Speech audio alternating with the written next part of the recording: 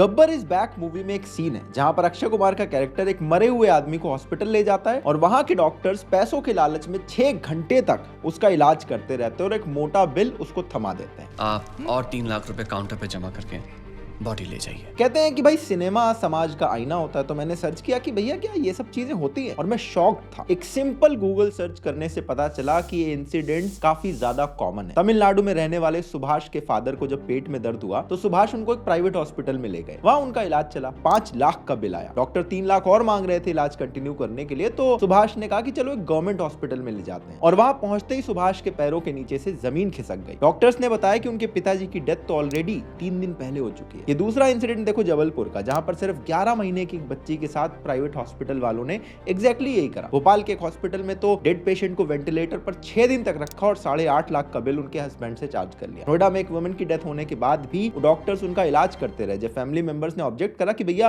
Patient तो blink तक नहीं कर पा रहे, आंखें उनकी खुली हुई है, तो 3 घंटे बाद डॉक्टर्स ने पेशेंट को डेड डिक्लेयर कर दिया और हॉस्पिटल ने 6.5 लाख का बिल इन्हें भी थमा दिया। ऐसी न्यूज अगर आप सर्च करो तो यूपी, हरियाणा, तमिलनाडु, ऑलमोस्ट हर एक स्टेट से आपको मिल जाएगी। और ये सब कुछ देख के ऑनेस्टली मैं शॉक था। तो मैंने प्राइवेट हॉस्पिटल्स के बाकी इश्यूज पर एक डीप रिसर्च करनी शुरू करी और जो कुछ मुझे दिखा वो इतना शॉकिंग और कंसर्निंग है कि मैं आपको क्या बताऊं। इसीलिए ये सारा कुछ मैं इस वीडियो के फॉर्म में आपको बताने वाला हूं, तो प्लीज इसे एंड तक देखना और ज्यादा से ज्यादा इसे आगे शेयर भी करना। एक बड़ा फेमस कोट है, भारत का मिडिल क्लास बस एक मेडिकल बिल की वजह से पॉवर्टी लाइन से नीचे जा सकता है। और आज के टाइम पर यह बात एक फैक्ट बन चुकी है। 8 से 9% इंडियन फैमिलीज एक मेडिकल बिल की वजह से गरीब हो जाती है। और ऐसा इसलिए होता है क्योंकि 70% इंडियन प्राइवेट हॉस्पिटल पर ही डिपेंडेंट है। ऑलमोस्ट 63% इंडियंस के पास कोई हेल्थ इंश्योरेंस तक नहीं है। इसका मतलब है कि जो महंगे हॉस्पिटल बिल इन लोगों को अपनी जेब से भरने पड़ते हैं। लेकिन ये हॉस्पिटल बिल आखिर कितने महंगे हैं? वेल, काफी ज्यादा। एक रिपोर्ट दिखाता हूं। अभी last year competition commission of India यानी सीसीआई ने अपनी 4 साल पुरानी इन्वेस्टिगेशन को कंप्लीट करा। यह इन्वेस्टिगेशन दिल्ली एनसीआर के 12 मेजर प्राइवेट हॉस्पिटल पर इन्होंने की थी। इस इन्वेस्टिगेशन में पता चला कि यह हॉस्पिटल रूम रेंट के नाम पर 3-4 स्टार वाले होटल्स के बराबर पैसा चार्ज करते हैं। और इस वजह से इनमें से कुछ हॉस्पिटल्स ने पिछले 3 साल में 4000 करोड़ से लेकर 12000 करोड़ रुपए कमाए। एक दूसरी रिपोर्ट जो कि नेशनल फार्मास्यूटिकल प्राइसिंग अथॉरिटी यानी एनपीपीए ने तैयार करी है, इन्होंने और डीप रिसर्च करी और बड़ी कंसर्निंग बातें इसमें निकली। एक पेशेंट अपने हॉस्पिटलाइजेशन के दौरान 46% पैसा सिर्फ 3 चीजों पे खर्च करता है, ड्रग,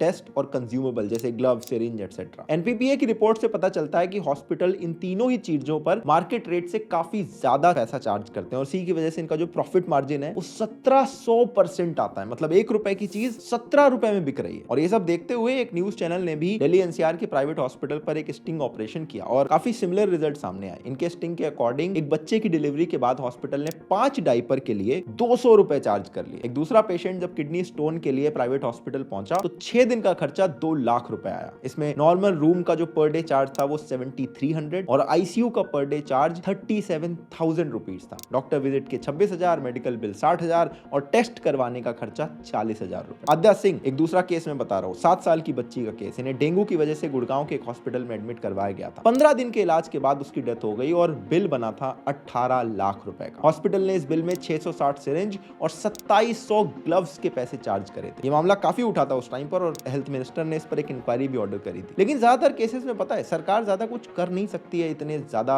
चार्जेस पर। एक एग्जांपल देता हूं, जैसे वेट वाइप्स जो आती हैं, सरकार को पता है कि प्राइवेट हॉस्पिटल 33 रुपए में खरीद के 350 में बिल बना रहे हैं, लेकिन ये एक प्रोडक्ट ऐसा है जो ड्रग प्राइस कंट्रोल ऑफिसर के अंडर नहीं आता, तो इसे रेगुलेट नहीं किया जा सकता और हॉस्पिटल आराम से 900% तक प्रॉफिट इस पर बना सकते हैं। ऐसा ही कुछ हार्ट टेस्ट और दवाइयों का भी है। एनपीपीए की रिपोर्ट बताती है कि जहां जनरल डायग्नोस्टिक सेंटर में एक एमआरआई कराने के 2000 रुपए लगते हैं, अगर आप हॉस्पिटल में करवाते हैं तो वो 10,000 रुपए तक चार्ज कर रहे हैं। यानी एक हॉस्पिटल पैसा कमाने के लिए जानबूझकर पेशेंट को वो ब्रांडेड दवाइयां रेकमेंड करता है जिनके साथ इनका कमीशन फिक्स होता है। ये ब्रांडेड दवाइयां जेनरिक दवाइयों से 80 से 85% एक्सपेंसिव होती है। और ये नेक्सस पूरा कैसे काम करता है इस पर मैंने ऑलरेडी एक पूरा डिटेल्ड वीडियो सेपरेटली बना रखा है, आप डिस्क्रिप्शन के लिंक से वो देख सकते हैं। लेकिन इस प्राइवेट हॉस्पिटल की लूटपाट की वजह से आम आदमी के लिए आज इलाज कराना मुश्किल होता जा रहा है। नेशनल स्टैटिस्टिकल ऑफिस यानी एनएसओ की रिपोर्ट बताती है कि गवर्नमेंट हॉस्पिटल के कंपैरिजन में अगर आप प्राइवेट हॉस्पिटल में इलाज कराएं तो 7 गुना ज्यादा एक्सपेंसिव पड़ता है। ऑन एवरेज गवर्नमेंट हॉस्पिटल में अगर 4,500 का बिल बनेगा तो प्राइवेट हॉस्पिटल में वो बिल 32,000 रुपए का आता है। और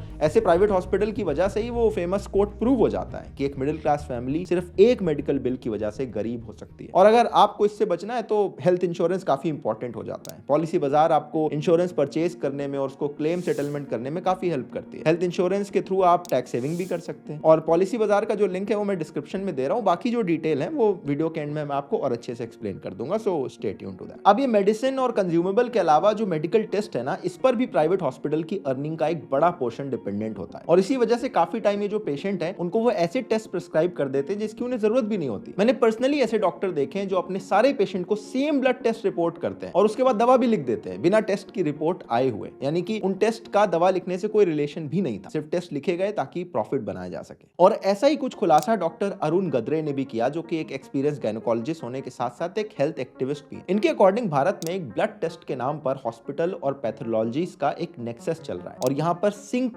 टेस्ट परफॉर्म किए जाते हैं। प्राइवेट हॉस्पिटल के डॉक्टर्स अपने पेशेंट को अननेसेसरी टेस्ट लिखवाते हैं, उनका ब्लड सैंपल कलेक्ट होता है, लैब में जाता है, लेकिन ये सैंपल लैब में जाने के बाद एक सिंक में फेंक दिया जाता है। मतलब इस पर कोई टेस्ट नहीं परफॉर्म करे जाते और एक नॉर्मल रेंज वाली रिपोर्ट प्रिपेयर कर दी जाती है। पेशेंट से जितना पैसा लैब वाले कमाते हैं उसका 50 to 60% हॉस्पिटल के पास पहुंच जाता है। और इसीलिए प्राइवेट हॉस्पिटल आप नोटिस करना हमेशा किसी पर्टिकुलर पैथोलॉजिस्ट को ही रेफर करेंगे आपको, और मोस्ट केसेस में तो ये पैथोलॉजिस्ट आपको हॉस्पिटल के अंदर ही अवेलेबल मिल जाएगा। और इसके अलावा रेफरल और किकबैक का भी एक बड़ा ट्रेंड चलता है। डॉक्टर गद्रे के अकॉर्डिंग फिजिशियन उनके यहाँ पर पेशेंट रेफर करने के बदले में कमीशन मांगते थे और उन्होंने देने से मना करा तो उनके यहाँ पर पेशेंट आने भी कम हो गए। और ऐसे कमीशन सर्जरी और ट्रीटमेंट के लिए भी चलते हैं। डॉक्टर गद्रे बताते हैं कि एंजियोप्लास्टी जैसे महंगी सर्जरी अगर कोई रेफर करता है तो उस डॉक्टर को 30 से 40 हजार तक का कमीशन मिल सकता है। और ये सब डॉक्टर गद्रे ने सिर्फ अपने एक्सपीरियंस से नहीं बताया, बल्कि उन्होंने 78 अलग अलग डॉक्टर्स के इंटरव्यू कंडक्ट करके ये सारी इंफॉर्मेशन कलेक्ट करी थी। डॉक्टर गद्रे आगे बताते हुए कहते हैं कि वो एक बार एक ऐसी लड़की से मिले जिसकी सिर्फ आंख लाल थी, मगर एक होम्योपैथी डॉक्टर ने उसे बिल्कुल इररेशनल दवाई दे दी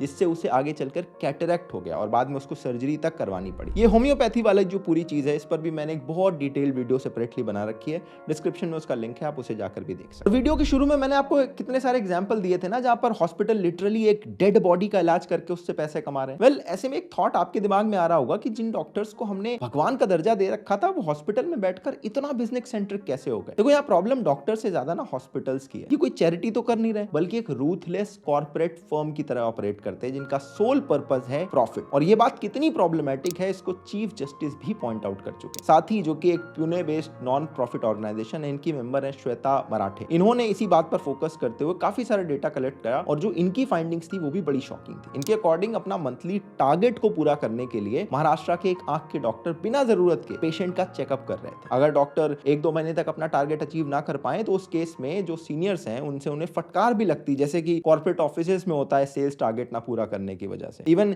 परफॉर्मेंस ना देने पर हॉस्पिटल इनके कॉन्ट्रैक्ट को कैंसिल भी कर सकते हैं। डॉक्टर का जब कॉन्ट्रैक्ट रिन्यू होता है तो उस टाइम पर उनकी कॉमर्शियल वैल्यू का असेसमेंट हॉस्पिटल्स करते हैं, मतलब कि ये डॉक्टर हॉस्पिटल को कितना रेवेन्यू जनरेट करके दे रहा है। और इन्हीं टारगेट्स को पूरा करने के चक्कर में डॉक्टर्स अननेसेसरी टेस्ट और ऑपरेशन करते रहते हैं जिसकी रियल में पेशेंट को कोई नीड नहीं होती। प्राइवेट हॉस्पिटल्स में कई बार आप देखते होंगे प्रेग्नेंट वुमेन जब जाती हैं, अगर उनकी नॉर्मल डिलीवरी भी हो सकती है तो बोलेंगे नहीं ये मत करवाओ, सिजेरियन करवाओ, सी सेक्शन डिलीवरी करवाओ, क्योंकि उससे ज्यादा पैसे बन सकते हैं। ये जो सी सेक्शन डिलीवरी का टॉपिक है इस पर भी मैंने ऑलरेडी एक सेपरेट वीडियो में बात कर रखी है, उसे भी आप डिस्क्रिप्शन में जाके देख सकते हो। लेकिन अगर शॉर्ट में देखें तो बात बड़ी सिंपल सी है। आज बड़े बड़े जो हॉस्पिटल हैं अपने प्रॉफिट बढ़ाने के लिए MBA ग्रेजुएट्स तक को हायर कर रहे हैं। इवन हेल्थ केयर इतना बिजनेस ओरिएंटेड होता जा रहा है कि जो MBBS स्टूडेंट हैं वो भी PG में MS लेने की बजाय बिजनेस एडमिनिस्ट्रेशन, लॉ और हॉस्पिटल मैनेजमेंट जैसे कोर्स कर रहे हैं। वो आगे चलकर ताकि फार्मास्यूटिकल या फिर प्राइवेट हॉस्पिटल के मैनेजमेंट में हाई पेइंग सैलरी पर काम कर सके। और ये पैसों का लालच जब सारी हदें पार कर जाता है तो कुछ और सीरियस इलीगल काम शुरू हो जाते हैं। 2019 में कानपुर की संगीता ऐसी एक इलीगल रैकेट में फंस गई थी और उनके थ्रू पुलिस ने एक बहुत बड़ा रैकेट एक्सपोज किया था। संगीता को उनका एक दोस्त दिल्ली लेकर आया इस प्रॉमिस के साथ में कि एक बड़े प्रोजेक्ट में काम मिलेगा और 40 लाख रुपए मिलेंगे। उन्हें गाजियाबाद के गेस्ट रूम में रहने को कमरा मिला। फिर मेडिकल टेस्ट के नाम पर उन्हें क्लिनिक ले जाया गया। वहां पर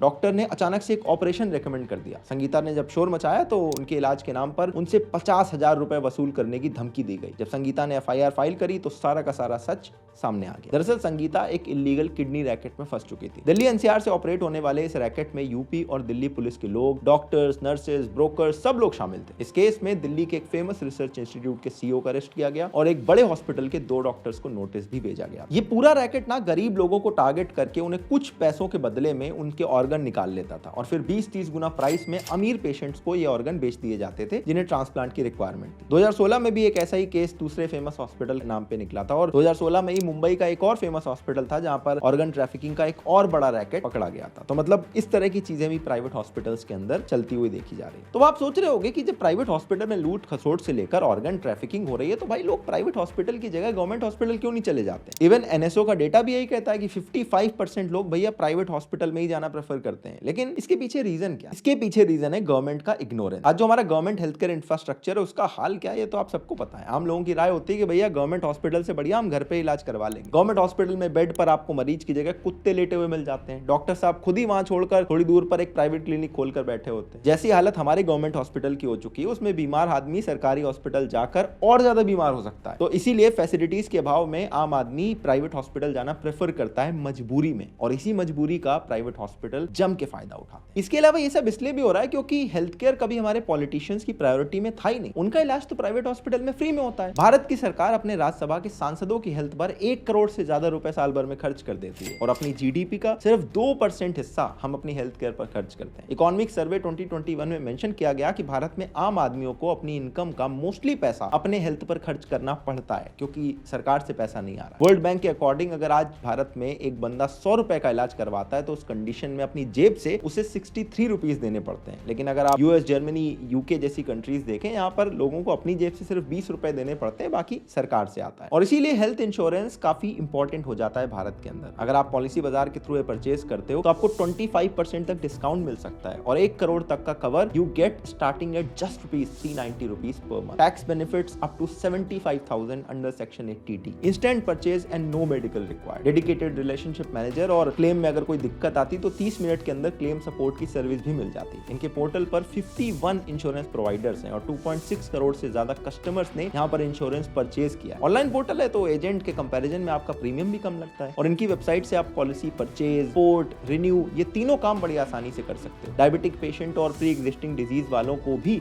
पॉलिसीज यहाँ पर अवेलेबल है। हेल्थ इंश्योरेंस ना आप जितनी कम एज में ले लो उतना बेटर है क्योंकि एज के साथ प्रीमियम बढ़ता जाता है। और जॉब वाले लोगों को कॉर्पोरेट हेल्थ इंश्योरेंस मिलता है लेकिन उसका कवर काफी कम होता है और उसमें रूम रेंट एटसेट्रा वगैरह पर मैक्सिमम कैप होती है। प्लस अगर आपने जॉब चेंज कर दी या आप ले ऑफ हो गए या रिटायर हो गए तो ये इंश्योरेंस चला जाता है। इसीलिए एक अलग से प्लान लेना बेटर ऑप्शन है। इनका लिंक डिस्क्रिप्शन में है। अगर आप हेल्थ इंश्योरेंस लेने का सोच रहे हो तो आप उन्हें चेकआउट कर सकते हैं। अगर वीडियो के कंक्लूजन की बात करें तो मैं कहूंगा देखो भैया प्राइवेट हॉस्पिटल में सब कुछ बुरा नहीं है लेकिन काफी बड़ी बड़ी प्रॉब्लम है। दवाइयों पे, कंज्यूमेबल पे, टेस्ट पे ऐसा नेक्सस चला कर लोग इतना सारा पैसा कमा रहे हैं गलत तरीके से, लोगों को बेवकूफ बनाकर, और कुछ केसेस में तो गवर्नमेंट इन्हें रेगुलेट तक नहीं कर सकती। अरे भाई मुर्दा लोगों से पैसे कमा रहे हैं यार, ये तो हद से ज्यादा है ना। देखो प्राइवेट हॉस्पिटल अच्छे हैं, उनकी फैसिलिटीज बहुत अच्छी है। मैं अगर पर्सनली प्रेफर करूं तो मैं उन्हीं में ही जाना प्रेफर करूंगा क्योंकि भैया या तो गवर्नमेंट हॉस्पिटल बहुत ही बेकार कंडीशन में या कि सिर्फ एलीट लोगों को उनका एक्सेस है जैसे कि एम्स वगैरह हॉस्पिटल, वहां पर आम आदमी का इलाज होना बड़ा मुश्किल हो जाता है। और मैं बहुत थैंकफुल हूं कि मेडिकल फील्ड ने कितनी ज्यादा प्रोग्रेस करी है और मुझे ऐसा बिल्कुल भी नहीं लगता कि सारे डॉक्टर सिर्फ पैसों के पीछे भाग रहे हैं। लेकिन इसके बावजूद भी बड़ी बड़ी प्रॉब्लम्स मैंने डेटा के साथ आपको दिखाया। अगर हम इस पे बात नहीं करेंगे तो भैया कौन बात करें। तो अगर आपको ये बात सही लगी तो इसे शेयर करना, कमेंट्स में अपने थॉट्स बताना और ऐसे और इंपॉर्टेंट इश्यूज पर आपको वीडियो चाहिए तो चैनल को सब्सक्राइब जरूर करना। बाकी डिस्क्रिप्शन में पॉलिसी बाजार का लिंक है, अगर आपको हेल्थ इंश्योरेंस पॉलिसी चाहिए तो उन्हें चेकआउट जरूर करना। मैं आपसे मिलता हूं नेक्स्ट वीडियो में, तब तक के लिए अपना ध्यान रखना।